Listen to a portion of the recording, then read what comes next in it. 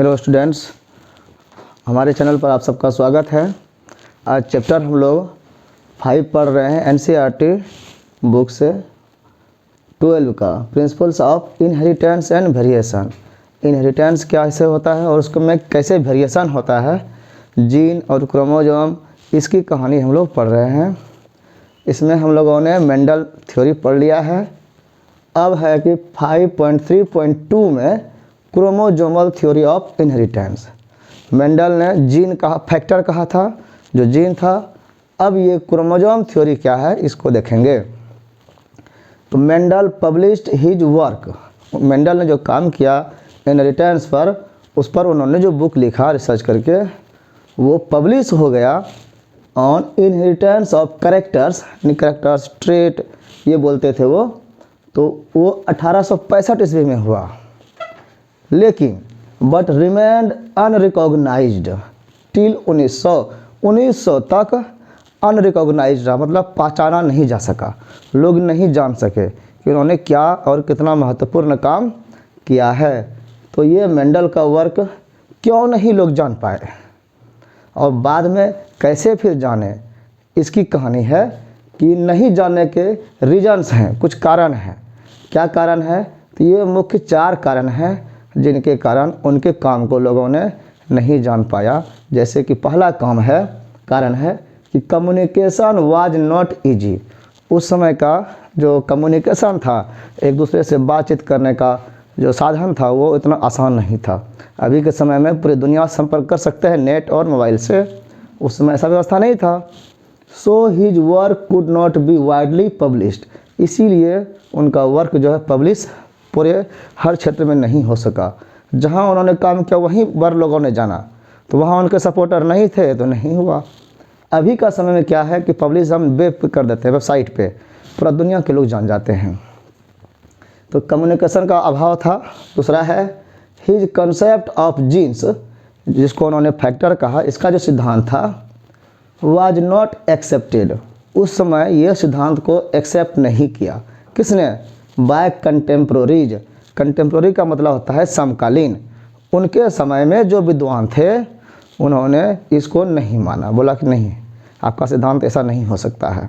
जो बायोलॉजिस्ट थे, क्योंकि ये तो पादरी थे, इनके बात को लोग कैसे मानते हैं, इसलिए एक्सेप्ट नहीं किया। और क्यों नहीं एक्सेप्ट किया?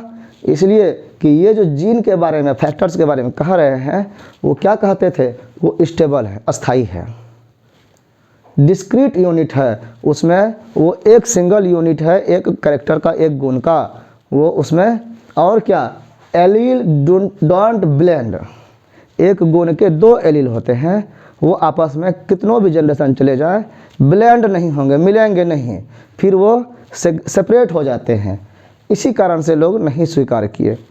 ब्लेंड नहीं होता है विथ ईच अदर, एक दूसरे के साथ। As variation seen in nature, जब मिलता नहीं है तो वेरिएशन नेचर में जो दिख रहा है, सीन हो रहा है, वो कैसे हो रहा है? दुनिया में कई तरह के भिन्न भिन्न प्रकार के प्राणी, भिन्न भिन्न कलर, साइज, सब कुछ दिखते हैं। तो जब तक मिले नहीं तो नया गुण बने कैसे? इसलिए इनको स्वीकार नहीं किया। दूसरा है Mendel approach of using mathematics. Mendel ने क्या किया? मैथमेटिक्स का गुना भाग किया, जोड़ किया, इतना करके ऐसे करके देखा। तो उस समय बायोलॉजी और मैथमेटिक्स एक दूसरे का विरोधी लगता है कि मैथमेटिक्स में बायोलॉजी कैसे और बायोलॉजी में मैथमेटिक्स का उपयोग कैसे किया। तो इन्होंने जो कैलकुलेशन किया, मैथमेटिक्स का जो उपयोग किया, ये अप्रोच, ये जो साधन ऐसा था, वो न्यू था और नया कॉन्सेप्ट होने के कारण ये अनएक्सेप्टेबल था, मतलब स्वीकार करने योग्य नहीं था। किसको? To many biologist of his time. उस समय के जो बायोलॉजिस्ट थे, जीव विज्ञानी थे, उनको ये स्वीकार नहीं था। और चौथा कारण है लास्ट, कि Mendel could not provide any physical proof. उनके पास उस समय कोई जो उन्होंने सिद्धांत दिया कि ऐसा होता है, उसके लिए कोई सामने प्रूफ करके दिखाने का कोई साधन नहीं था। फिजिकली कोई प्रूफ उनके पास नहीं था फॉर एग्जिस्टेंस ऑफ फैक्टर्स, कि इस तरह का फैक्टर होता है, इस तरह का जीन होता है। So as discrete unit and what they are made of, कि डिस्क्रीट यूनिट के रूप में फैक्टर्स है और ये इस चीज़ का बना हुआ है। ऐसा उन्होंने कोई प्रूफ नहीं दिया, इसलिए लोग इन पर विश्वास नहीं कर सके। तो ये 4 कारण हैं जिनके कारण मेंडल फेल्योर हुए उस समय तक के लिए। कब से कब तक? 1865 से 1900 तक। तो बाद में कैसे पहचान मिली? तो 1900 ईस्वी में 3 अलग साइंटिस्ट थे, de Vries, Correns and von Tschermak, T नहीं बोलते हैं। तो ये तीनों ने, जो जीव विज्ञानी थे, इंडिपेंडेंटली, मतलब तीनों साथ मिलकर के नहीं, तीनों ने अलग अलग जगह से अलग अलग सोच में अपने इस मन से स्वतंत्र रूप से रीडिस्कवर्ड, फिर से खोजा। रीडिस्कवर्ड मतलब फिर से, किसको? Mendel's result on inheritance of characters. Mendel ने जो रिजल्ट दिया था कैसा होता है, वही घटना को, उसी तरह के गुण को इन तीनों ने अलग अलग जगह भी खोज लिया। Due to advancement in microscopy, उस समय तक माइक्रोस्कोप बड़ा हो गया था, उसका एडवांस टेक्निक आ गया था। Scientist were able to carefully observe, तो जब माइक्रोस्कोप जब आ गया तो उस माइक्रोस्कोप से हम केयरफुली देख सकते थे क्या परिवर्तन हो रहा है सेल डिवीजन में। तो सेल डिवीजन में, सेल में क्रोमोसोम, न्यूक्लियस रहता है, डीएनए, आरएनए सब। तो ये उस समय माइक्रोस्कोप डेवलप हुआ तो सेल डिवीजन का जो प्रोसेस था उसको देख पाने में सक्षम हुआ, और वहाँ पर डिस्कवरी ऑफ न्यूक्लियस हुआ कि उसके सेल के बीच में न्यूक्लियस होता है, और न्यूक्लियस क्या होता है, डबल हो जाता है, 1 से वो 2 हो जाता है, और एंड डिवाइड, अब फिर वो 2 होकर के डिवाइड होता है। एक है ऐसे बड़ा होता है और फिर ऐसे डिवाइड 2 हो जाता है बिफोर सेल डिवीजन, जिसमें सेल डिवीजन होता है उसके पहले। और इसी न्यूक्लियस जो गाढ़ा जैसा दिख रहा था उसी को उन्होंने क्रोमोसोम कह दिया, क्योंकि क्रोमोसोम न्यूक्लियस में ही रहता है।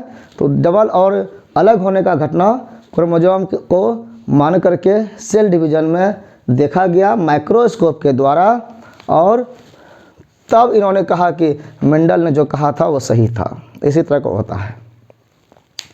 1902 ईस्वी में वाल्टर सटन और थियोडोर बोवरी ने भी काम किया। क्या किया कि ये जो सिद्धांत इन्होंने दिया है, the chromosome movement during meiosis had been worked out. और जो मियोसिस घटना है, माइटोसिस और मियोसिस, माइटोसिस में क्या होता है, बराबर क्रोमोसोम रहता है और समसूत्री विभाजन है, बराबर रहता है। लेकिन मियोसिस जो अर्धसूत्री है, इसमें रिडक्शन होता है, आधा हो जाता है। तो ये घटना पर जो यहाँ पर बताया कि वो डबल हो के फिर अलग हो गया, उस सिद्धांत को जो है वाल्टर सटन और बोवरी ने जो है इस पर वर्क किया, और इस क्रोमोसोमल मूवमेंट, जो मूवमेंट उसमें हो रहा है, उसको मियोसिस में कैसे होता है उस पर गहन अध्ययन किया। और दे नोटेड, तब उन्होंने नोट किया, क्या किया कि बिहेवियर ऑफ क्रोमोसोम जो है, जो क्रोमोसोम का जो व्यवहार है वो बिहेवियर ऑफ जीन के बराबर है, वो इक्विवेलेंट है। जीन के बारे में जो कहा था, फैक्टर के बारे में जो मेंडल ने कहा था, वही बिहेवियर क्रोमोसोम भी करता है। एक्सप्लेन मेंडल्स लॉ, इसीलिए उन्होंने मेंडल्स लॉ क्रोमोसोम के द्वारा एक्सप्लेन किया। बोथ अकर इन पेयर्स, और कहा कि दोनों जो है क्रोमोसोम पेयर में रहता है, जैसे जीन पेयर में रहता है वैसे ये भी पेयर में रहता है। इसके भी 2 एलील्स होते हैं। और क्या बताया कि the pairing and separation of a pair of chromosome, एक पेयर जो क्रोमोसोम है इसमें पेयरिंग होना और सेपरेट होना would lead to segregation of a pair of factor they carried, उसमें जो फैक्टर है, जो गुण है कैरिड कर रहा है, ढो रहा है, वो सेग्रीगेट होता है, अलग हो जाता है। इसके साथ ही chromosomal theory of inheritance is named by, तो मेंडल्स का जो लॉ था उसको नाम दिया गया फिर क्रोमोसोमल थ्योरी ऑफ इनहेरिटेंस। यही ना है हमारा टॉपिक। तो ये नाम किसने दिया? तो ये सटन ने दिया, ये वाल्टर सटन ने, इन्होंने ये नाम दिया। और ये क्या है नाम? ये कहा कि इट इज ड्यूअल कॉन्सेप्ट, ये दोनों कॉन्सेप्ट का मिला जुला रूप है। क्या क्या 2 कॉन्सेप्ट है कि the knowledge of chromosomal segregation, कि क्रोमोजोम सेग्रीगेट करता है, अलग होता है, एंड मेंडेलियन प्रिंसिपल, और मेंडल का जो सिद्धांत है, दोनों का मिला जुला रूप है ये क्रोमोजोमल थ्योरी ऑफ इनहेरिटेंस। अब आगे है कि इसके बाद ये बुक में फिगर दिया गया है, ये क्रोमोजोम है, बीच में ये जुड़ा हुआ है, ये फिर इस तरह से है, ये बाद में अलग होता है प्रोसेस, जो कि मियोसिस का 1 और 2 फेज है, एनाफेज कहलाता है, और ये सेपरेट होकर के ये जर्म सेल बनाता है, मतलब वो हाफ हैप्लॉइड सेल होता है जर्म सेल, तो जर्म सेल बनाता है, ऐसा इन्होंने कहा और ऐसा ही होता है। फिर है कि थॉमस हंट मॉर्गन, यानी मॉर्गन ये फेमस नाम है, पूछा जाता है, एंड हिज कलीग, और उसके साथी, इन लोगों का ग्रुप जो है, इन्होंने इस पर फिर एक्सपेरिमेंट किया। एक्सपेरिमेंट क्या किया? डू एक्सपेरिमेंटल वेरिफिकेशन करने के लिए कैसा होता है कि नहीं, इसके लिए of the chromosomal theory of inheritance, जो ये थ्योरी जो दिया गया सटन के द्वारा, इसका वेरिफिकेशन यानी प्रैक्टिकल किया किसने? थॉमस हंट मॉर्गन ने किया। इसके लिए क्या किया इन्होंने? कुछ चीज़ लिया। क्या लिया बताते हैं आगे। Discovering the basis for the variation, इन्होंने कहा कि दुनिया में वेरिएशन का मतलब विभिन्न प्रकार के जो जीव होते हैं, एक ही जीव के कई जातियाँ, कई कलर जो होते हैं, वो वेरिएशन कहलाता है, विविधता। तो कह रहा है कि विविधता का जो बेसिस है, आधार है, उसको डिस्कवर करने के लिए कि वो क्या है, दैट सेक्सुअल रिप्रोडक्शन प्रोड्यूस्ड, जो सेक्सुअल रिलेशन के बाद जो प्रोडक्शन होता है उसमें वेरिएशन होता है दो मिलने के बाद। तो इसका एक्सपेरिमेंटल वेरिफिकेशन किया। तो इसके लिए क्या किया, ऑब्जेक्ट क्या लिया? तो worked on tiny fruit fly, फल पर जो कीड़े मकोड़े उड़ते हैं उसको लिया। हम लोग देखते हैं डॉर्सोफिला मेलेनोगास्टर, तो ये जो मेलेनोगास्टर है डॉर्सोफिला, जैसे केला रख देते हैं थोड़ा सा खोल करके, 2-4 दिन में देखेंगे उसके ऊपर में छोटा छोटा फफन उड़ने लगता है कीड़े मकोड़े, तो वो डॉर्सोफिला मेलेनोगास्टर है। Which they are found very suitable, वो इसको, इस कीड़े को सुटेबल समझे कि इस पर हम कर सकते हैं research. They could be grown on simple synthetic medium in the laboratory, इसका गुण क्या था, आसान क्यों है, ये गुण बताया गया है। क्या गुण है कि वो आसानी से लेबोरेटरी में ग्रो किया जा सकता है, बढ़ाया जा सकता है। उसको बहुत कुछ चाहिए नहीं खाने के लिए, थोड़ा सा फल का टुकड़ा रख देंगे, उसका जीवन यापन हो जाएगा। They complete their life cycle, अच्छा उसका पूरा ज़िंदगी को देखना है हमको, तो वो छोटा लाइफ साइकिल होगा तभी ना हम देख पाएंगे। तो वही कहा गया कि उसका जो लाइफ साइकिल होता है वो कंप्लीट कर लेते हैं इन अबाउट 2 वीक्स, 2 सप्ताह में, यानी 15 से दिन में इनका जन्म से लेकर के मृत्यु हो जाता है, जितना ग्रोथ करना है हो जाता है। तो 15 दिन हम अगर केयरफुली वॉच करेंगे तो उसके लाइफ स्टाइल को हम समझ जाएंगे।